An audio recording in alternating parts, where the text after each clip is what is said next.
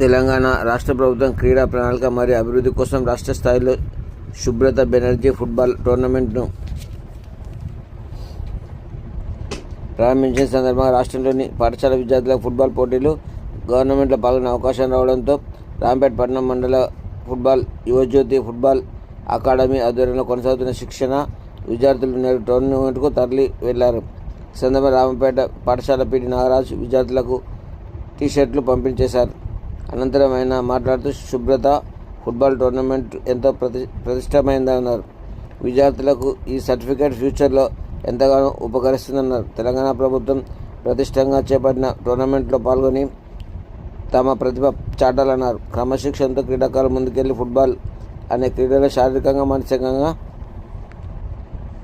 ఎంతో దృఢమైందన్నారు. ఈ సందర్భంగా Yuva Jyothi football academy coordinator coach Satyanarayana మాట్లాడుతూ రాంపేట జిల్లాలో 50 ఏళ్ల చరిత్ర ఉందని, సీనియర్ క్రీడాకారులు ఉన్నారన్నారు. రాష్ట్ర స్థాయిలో జాతీయ స్థాయిలో కూడా క్రీడాకారులు ఈ మైదానంలో నుంచి ఆడడం జరిగిందన్నారు. ముఖ్యంగా రాంపేట పాఠశాల పీటీ మరియు HGF secretary Nagaraj, Medak football association సెక్రటరీగా కూడా ఫుట్బాల్ క్రీడాకారులకు అన్ని విధాలా సహకరిస్తుందన్నారు.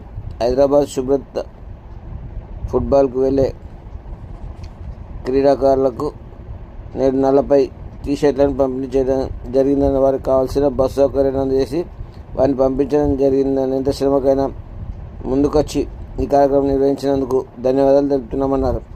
ఈ కార్యక్రమం hostel warden Chandrasekhar, Balarao football team coach Kummari Swamy తదితరులు పాల్గొన్నారు.